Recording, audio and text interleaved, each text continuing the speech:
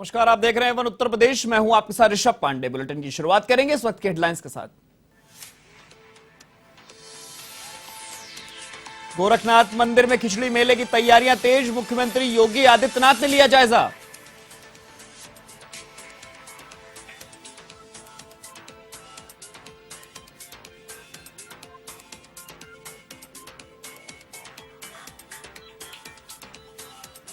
उत्तर प्रदेश के हरदोई में वृद्धा पेंशन योजना में गड़बड़झाला आया सामने। 13,830 से ज्यादा मृतकों के नाम से उठाई जा रही पेंशन। 45,000 पेंशनधारियों का एड्रेस भी निकला गलत। अब होगा एक्शन।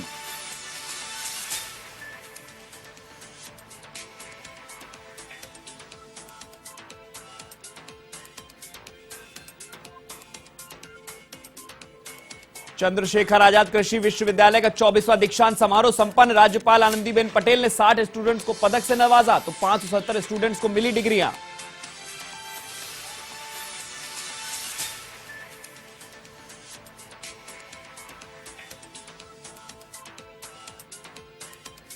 लखनऊ में इन्वेस्टर्स समिट को लेकर रोड शो। औद्योगिक मंत्री नंद गोपाल नंदी भी रहे मौजूद। फिक्की के चेयरमैन और अन्य उद्योग समूह के सदस्य हुए शामिल।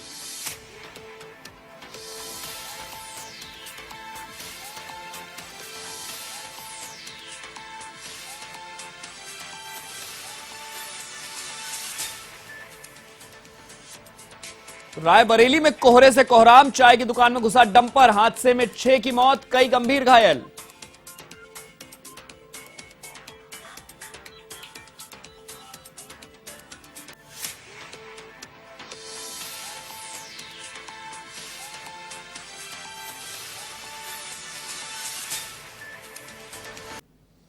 अब खबरें विस्तार से। ग्लोबल इन्वेस्टर समिट के तहत लखनऊ में रोड शो का आयोजन किया गया। औद्योगिक विकास मंत्री नंद गोपाल गुप्ता नंदी ने बतौर मुख्य अतिथि कार्यक्रम में शिरकत की।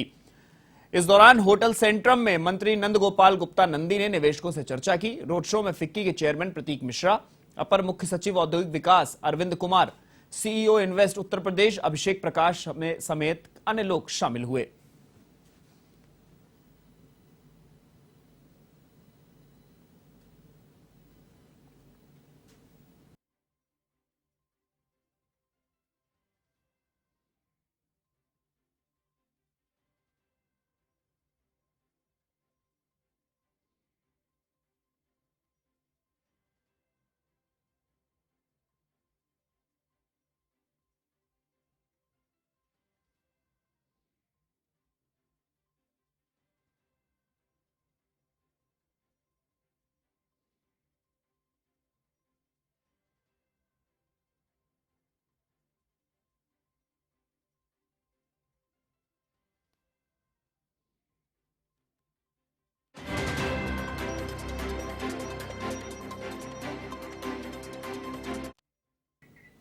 कानपुर के चंद्रशेखर आजाद कृषि विश्वविद्यालय और प्रौद्योगिकी विश्वविद्यालय में 24वें दीक्षांत समारोह का आयोजन किया गया। समारोह की मुख्य अतिथि राज्यपाल आनंदीबेन पटेल रहीं। इस दौरान नीति आयोग के सदस्य प्रोफेसर रमेश चंद्र भी मौजूद रहे। समारोह में यूनिवर्सिटी के 570 स्टूडेंट्स को डिग्रियां और 7 स्टूडेंट को पदक से नवाजा गया। खास बात यह रही कि इस बार फिर से यूनिवर्सिटी की बेटियों ने बाजी मारी है।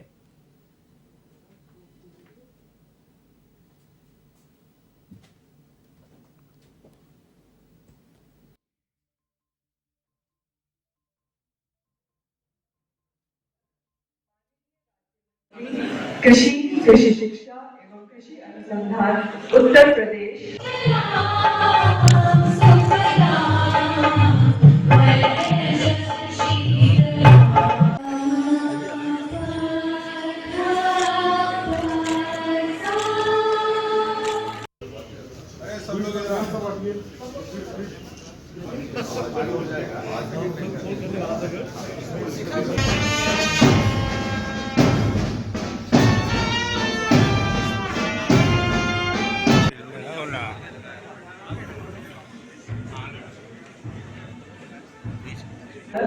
माननीय राज्य मंत्री कृषि, कृषि शिक्षा एवं कृषि अनुसंधान उत्तर प्रदेश।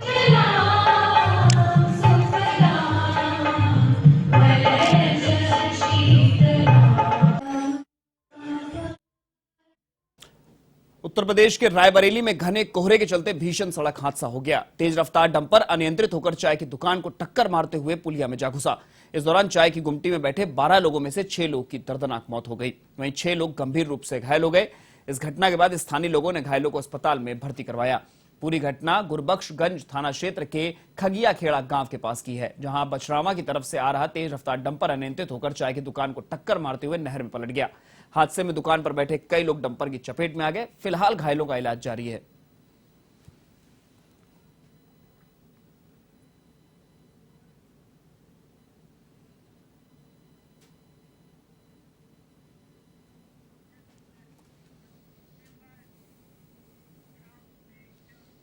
इधर जालौन में घने कोहरे के चलते 7 वाहन आपस में टकरा गए। इस हादसे में एक पुलिस पीआरबी का वाहन भी दुर्घटनाग्रस्त हो गया। हादसे में 7 लोग घायल हो गए। वहीं पीआरबी जवानों को भी मामूली चोटें आई हैं। घटना की सूचना पाकर पहुंची पुलिस ने घायलों को अस्पताल में भर्ती कराया है। पूरा मामला आटा थाना क्षेत्र के झांसी कानपुर हाईवे पर हुआ।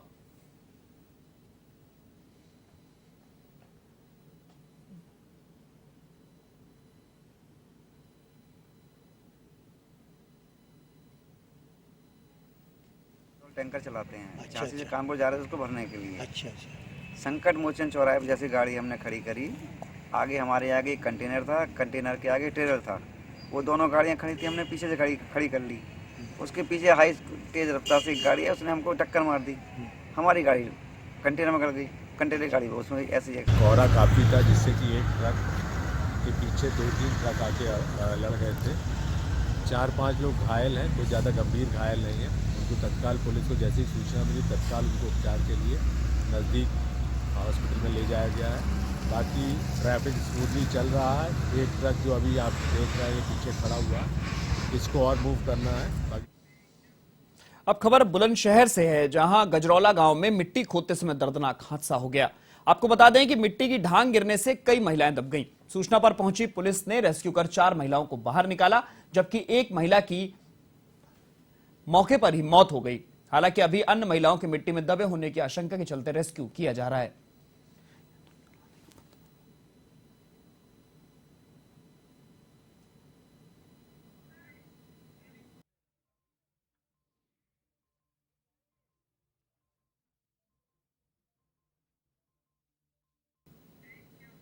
अब खबर संभल से है, जहां कौनहौवा गांव में तीतरों को लड़ाकर बाजी लगाने वाले लोगों के खिलाफ पुलिस ने बड़ी कार्रवाई को अंजाम दिया है। गुन्नौर पुलिस ने 10 तीतरबाजों को गिरफ्तार किया है। साथ ही 16 तीतर और 6,500 रुपए की नकदी बरामद की है और आगे की कार्रवाई भी शुरू कर दी है।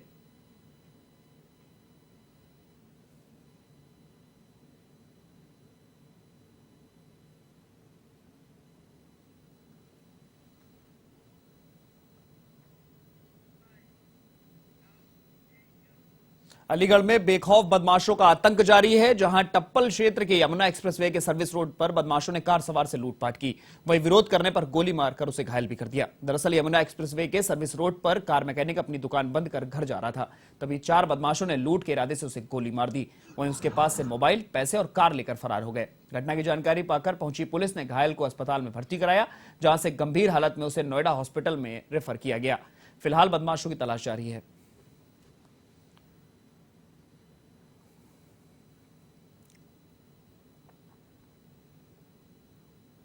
पुलिस में सूचना प्राप्त हुई कि एक व्यक्ति जिसने सेकंड हैंड i10 गाड़ी 3-4 दिन पहले खरीदी थी, जब वो गाड़ी लेकर के अपने घर की तरफ जा रहा था, तभी सिमरौटी के आसपास 4 बाइक सवार अज्ञात लोगों ने उसको रोका और गाली गलौज करते हुए उसके पेट में गोली मारी और गाड़ी लेकर के चले गए।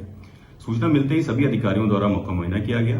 घटना के अनावरण, अभियुक्तों की गिरफ्तारी और गाड़ी की बरामदगी के लिए 5 टीमें गठित की गई हैं। जल्दी घटना का खुलासा किया जाएगा। साढ़े 6 बजे अपनी दुकान से घर पे आ रहे थे और रास्ते के साइड में अपाचे पर आए 4 लोग। उन्होंने गाड़ी रुकवाई और मेरे पापा को खींचा बाहर, मेरे उतार के थप्पड़ वप्पड़ भी मारे और उसके बाद में मेरे पापा की गोली की आवाज़ मेरे को सुनाई दी। अब खबर बस्ती से है, जहां बनकटी पंचायत में सरकारी जमीन पर अतिक्रमण के खिलाफ राजस्व टीम ने बड़ी कार्रवाई को अंजाम दिया। एसडीएम के निर्देश पर नायब तहसीलदार घनश्याम शुक्ल ने खलिहान भूमि का सीमांकन करवाया और दबंगों द्वारा किए गए अवैध कब्जे पर बुलडोजर चलाकर उसे नष्ट किया। साथ ही पंचायत को जमीन सुपुर्द कर दी।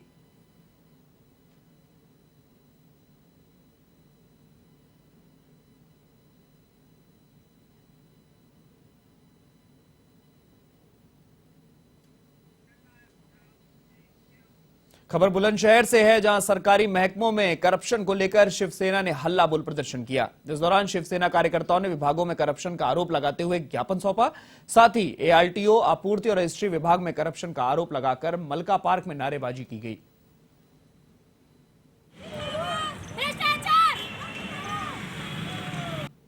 कि जब से भारतीय जनता पार्टी उत्तर प्रदेश में आई है, उस दिन से विभागों में मलाई का काम हो गया है। और जिस तरीके से भ्रष्टाचार छोटे से लेकर बड़े तक अधिकारी कर रहे हैं, खुल्लम खुल्ला पैसे ले रहे हैं। यहाँ तक कि मुख्यमंत्री के आदेश है उत्तर प्रदेश आदित्यनाथ योगी जी के कि किसी विभाग में संतोषजनक हर व्यक्ति का काम किया जाएगा, मगर उसके बावजूद भी चरम सीमा पर भ्रष्टाचार है। चाहे वो आईटी ऑफिस देख लो, चाहे पूर्ति अधिकारी देख लो, आप रजिस्ट्री ऑफिस देख लो, हर जगह पैसे दे के काम होता है। और जिन लोगों को आज सत्ता में बैठाया प्रतिनिधि, शहर के विधायक, कोई भी काम करने को तैयार नहीं है, क्या कहूँ, जनता की सुनवाई करने के लिए तैयार नहीं है। इसी को लेकर आज शिवसेना हल्ला बोल रही है और माननीय मुख्यमंत्री को उन्हें आगाह कर रही है और दिखा रही है कि आपके विभागों में कितना भ्रष्टाचार फैल रहा है।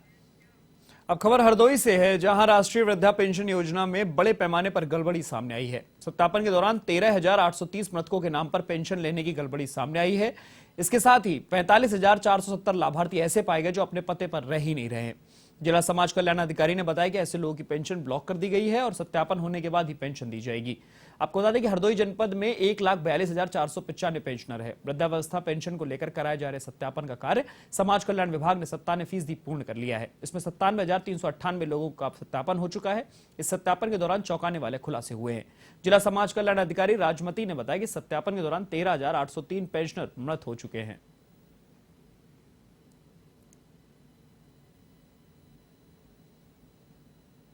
60 वर्ष से ऊपर हो जाता है, उसको इस योजना का लाभ उन लोगों को दिलाया जाता है जो बीपीएल श्रेणी में आते हैं।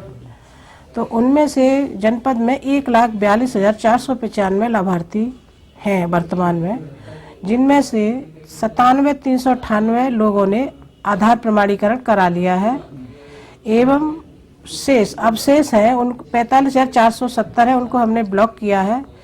ब्लॉक करने का कारण ये है कि विकास खंडों से या नगर पंचायतों से इनका सत्यापन कराया गया।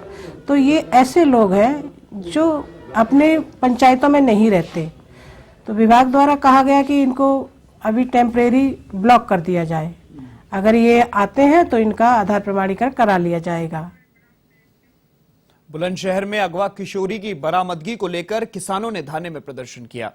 इसके लिए किसान गुलावटी थाने पर विरोध करने जुटे। आपको बता दें किशोरी का 5 दिन पहले अपहरण हुआ था और उसकी बरामदगी को मांग को लेकर भारतीय किसान एकता संघ और किसानों ने अनिश्चितकालीन धरना शुरू किया है।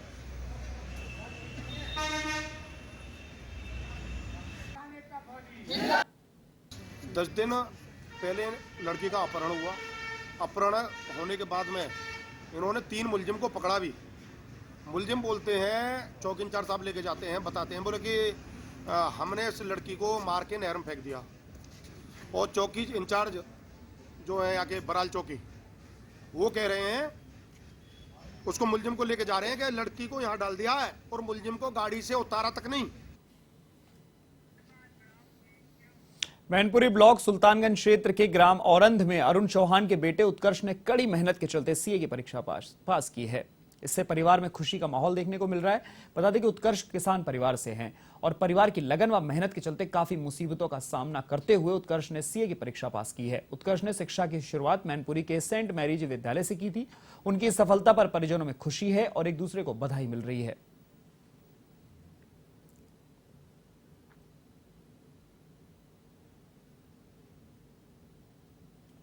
मेरा यही था सपना कि मेरे बच्चे आगे बढ़े, तो मेरा नाती जो है वो सीए करके उसने हमारा भविष्य उज्जवल नहीं पूरे परिवार को उज्जवल किया, बल्कि 2 परिवारों को उज्जवल किया। काफ़ी अच्छा लग रहा है। आप अपने परिवार का सपना पूरा होते हुए देख रहा हूँ मैं, और मैं सीए का कोर्स पूरा कर लिया है मैंने, चार्टर्ड अकाउंटेंट हो चुका हूँ।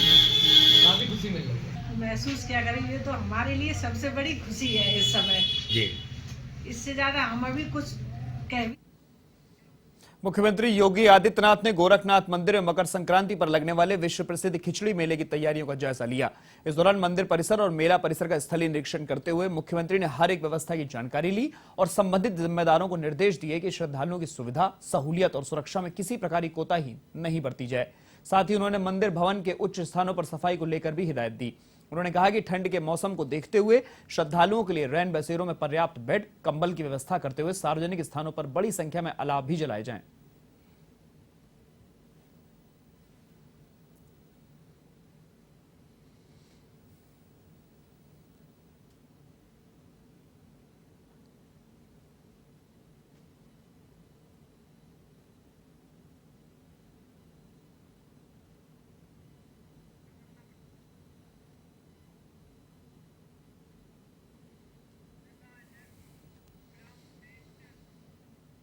लखनऊ में शीतलहर और अत्याधिक ठंड को देखते हुए उप मुख्यमंत्री ब्रजेश पाठक लगातार हॉस्पिटल और रैन बसेरों का निरीक्षण कर रहे हैं। इसी बीच एक बार फिर ब्रजेश पाठक अमीनाबाद गाढ़ा भंडार में जरूरतमंदों को कंबल वितरित करते हुए नजर आए।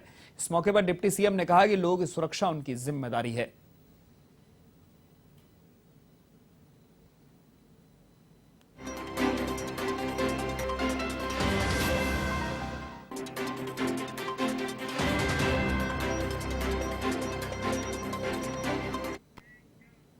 उत्तर प्रदेश के बस्ती स्थित रिठिया ग्राम पंचायत के सामने हाईवे किनारे सर्विस लेन और नाली न बनाने के मामले ने तूल पकड़ लिया है। इस दौरान आत्मदाह की चेतावनी को देखते हुए एसडीएम के नेतृत्व में 9 अधिकारी अपनी टीम के साथ मौके पर पहुंचे, जहां एनएच की टीम ने मौके पर काम शुरू कराया। दरअसल रिठिया गांव के पास ओवरब्रिज बना हुआ है।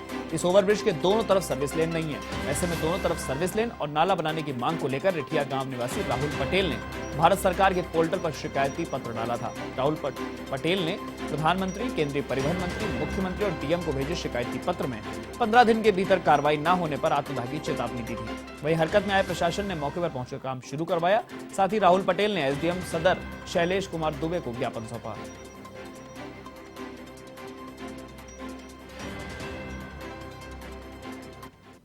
ग्राम रेठिया में आज एक नवयुवक द्वारा कुछ पूर्व में सूचना मिली थी कि नेशनल हाईवे के नीचे से जो अंडरपास जा रहा है और सर्विस लेन की मांग के लिए उनकी कुछ डिमांड्स काफ़ी समय से थी। तो आज वहां पे national highway authority of India के पदाधिकारियों और कुछ कंसल्टेंट और राजस्व और पुलिस टीम द्वारा निरीक्षण भी किया गया। वहां पर जो उनकी मुख्य मांगी थी उनका तात्कालिक निवारण किया गया। अंडरपास की सफाई। उत्तर प्रदेश में सर्दी और कोहरा सितम ढा रहा है। इसी बीच बुलंदशहर में घने कोहरे के चलते अज्ञात वाहन ने एक व्यक्ति को कुचल दिया। हादसे में युवक की मौके पर ही दर्दनाक मौत हो गई। मृतक की शिनाख्त नहीं हो सकी है। पुलिस मृतक की शिनाख्त के प्रयास में जुटी है। यह हादसा नेशनल हाईवे 91 पर बुलंदशहर कोतवाली देहात क्षेत्र के गंगेरुआ फ्लाईओवर पर हुआ है।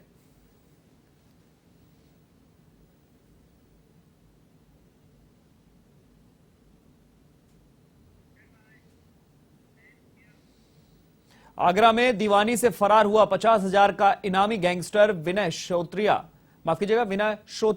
पुलिस की मुठभेड़ में ढेर हो गया। जानकारी के अनुसार सिकंदरा क्षेत्र के गांव अकबर रोड पर एसटीएफ और सिकंदरा पुलिस ने उसे घेर लिया।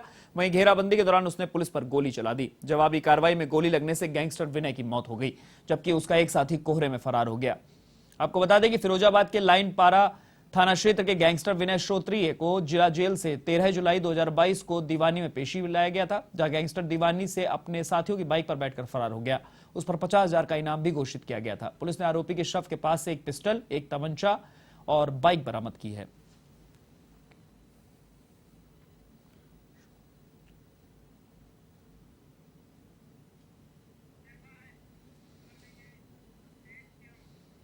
बदायूं के कबूलपुरा में घात लगाए बदमाशों ने युवक की गोली मार दी। घायल युवक श्री ओम का कबूलपुरा में पुश्तैनी घर है। ऐसे में घर लौटते वक्त हुए जानलेवा हमले में युवक घायल हो गया। घटना की सूचना पाकर पहुंची पुलिस ने घायल को जिला अस्पताल में भर्ती कराया है। साथ ही पुलिस परिजनों की तहरीर के आधार पर बदमाशों की तलाश में जुटी हुई है।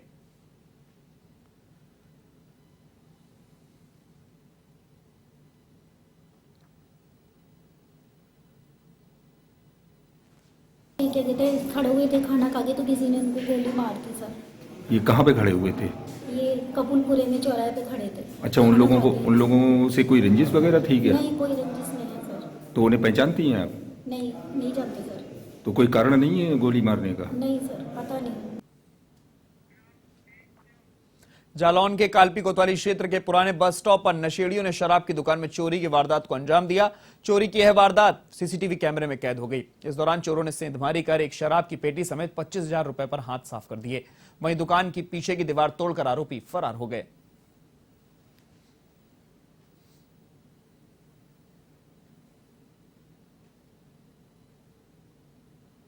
हमको सुबह ये प्रातः 6 बजे सूचना मिली कि हमारी दुकान पर चोरी हो गई है। नगर पालिका की कर्मचारी राधा करके आती है, उसने हमको फ़ोन पे ये सूचना दी।